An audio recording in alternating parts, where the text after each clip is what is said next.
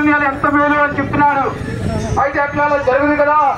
పాపం చేసే మానవులు వంటి పాప సహితుడు పుట్టడం అసంభవం అని దేవుని వాక్యం తెలుసుకున్నా. కాబట్టి ఆయన పరిశుద్ధుడిగా జన్మించాడు, పరిశుద్ధుడిగా జీవించాడు.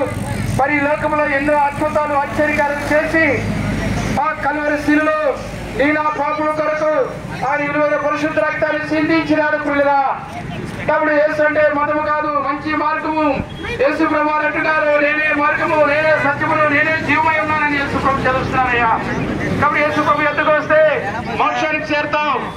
యేసు ప్రభు ఎత్తుకు వస్తే మరి పరలోకం ఉంది, అది నిత్యం ఉండే లోకము, అది పరిశుద్ధులు ఉండే లోకము, నీతిమంతులు ఉండే లోకము, శాపము లేని లోకము, నీతి కలిగిన లోకముగా ఉంది పిల్లరా.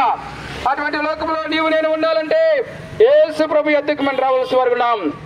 మరి యేసు ప్రభు చదివిస్తున్నారు, ఇదిగో కొత్త ఆకాశం కొత్త భూమి నీ కొరకు సిద్ధపరచబడి ఉన్నా అని చెప్తున్నారు. ఆ రాజ్యంలో ఎవరైతే ప్రవేశిస్తారో అక్కడ మరణం లేదు, దుఃఖం లేదు, కన్నీరు లేదు, వేద లేదు, యుగకాల ఆనందకరమైనటువంటి సంతోషకర జీవిత పిల్లరా. ఈ లోకంలో మనకి వేదన ఉంది, దుఃఖం ఉంది, అన్ని మరి మరణం ఉంది పిల్లరా. అయితే మరణము, దుఃఖము, వేద లేని రాజ్యం నీకు కావాలంటే యేసు ప్రభు వారి ఒక్కరే శరణ్యము. ఆయనే నేను నాకు పాపుల కొరకు మరణించాడు, తిరిగి లేచాడు. ఆయన అందు విశ్వసించినట్లయితే ఆ యేసు ప్రభు వారు నీ కొరకు ఒక మంచి రాజ్యం ఏర్పాటు చేసినాడు పిల్లరా. కాబట్టి మనం దీని కొరకు ఏ ప్రయాసలేదు కానీ హృదయపూర్వకంగా మరి వినయముతో ప్రభా నేను పాపుని, పాపులో పుట్టాను, పాపులో జీవిస్తున్నాను, పాపులో చనిపోతే నిత్య నరకం ఉంది, ఆ నరకమును తప్పించడానికి వచ్చినావని మరి తెలుసుకో పిల్లరా. మరి ప్రభు యేసునందు విశ్వసించండి, మీరును మీ ఇంటి వారు గొప్ప రక్షణ పొందుదురుగాక. ప్రార్థన చేద్దాం వాక్యం కొరకు. మరి వెలువెలు జాకబ్ గారు ఉన్నారా?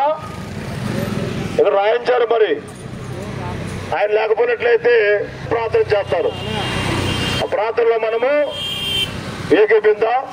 అందరూ కూడా కళ్ళు మూసుకుందాము. ప్రార్థన చేయన్నా. ప్రియమైన పరలోక తండ్రి, మీ ఘనమైన నామంలో మీకు వందనాలు చెల్లిస్తున్నాం. మరి దినము బెరాక లాక్పేట నుండి తిమోతి అన్న గారు, అలాగే ఆయన మరి జెరూసలేం ఆ యొక్క గాస్పుల్ టీం ప్రసాద్ అన్న గారి ద్వారా ఆయన ఇలా సువార్త ప్రకటించడానికి మీరు అనుగ్రహించారు. దైవ సేవకులు, పరిశుద్ధులు, సంఘము దేవుని యొక్క నామంలో నాయన సువార్త ప్రకటించే పాదములు ఎంతో సుందరములని చెప్పారు. ఆ విధంగా ఇంతవరకు మీరు సహాయపడారు ప్రభా. విన్న దేవ తండ్రి చెప్పిన వాక్యం విన్నవారు ఆ లోతైన కార్యం చేసి రక్షణ దయచేయమని యేసు ప్రభు నామంలో ప్రార్థించి వేడుకున్నాం తండ్రి. ఆమేన్. సమయంలో ప్రభునందు ప్రియమైనటువంటి మా దేశీయులారా, ఒక స్టార్ట్ చేయమ్మా. మరి ఇంకా దేవుని గురించి, యేసుక్రీస్తు ప్రభు యొక్క రక్షణ గురించి మీరు తెలుసుకోవాలని ఆశించినట్లయితే మన దగ్గరలోనే మరి బెరాక ప్రార్థన మందిరం ఉంది. మరి ఆ స్థలంలో ప్రతి ఆదివారము దేవుని యొక్క పరిచయం జరుగుతూ ఉంది, ఆరాధన కార్యక్రమము. మిగిలినటువంటి దినాల్లో కూడా దేవుని యొక్క పరిచయం జరుగుతూ ఉంది. ఆ స్థలానికి మిమ్మల్ని అందరినీ కూడా మరి మేము ఆహ్వానిస్తూ ఉన్నాం. అలాగే మరి ఈరోజు 12 గంటలు, మరి 2 గంటలకు ఒక ప్రత్యేకమైనటువంటి దైవ సేవకుల ప్రార్థన కూటమి ఉంటుంది. అదే రీతిగా మరి ఈరోజు సాయంకాలం 7 గంటలకు ఒక ప్రత్యేకమైనటువంటి సువార్త కూటము మీ కొరకు ఏర్పాటు చేయబడింది.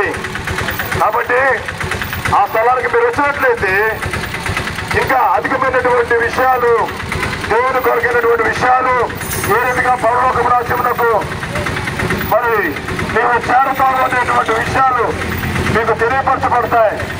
కాబట్టి ఆ స్థలానికి రండి, వినండి, రక్షణ పొందండి. దేవుని యొక్క వాక్యము కొరకు మరి సభలో సోదరులు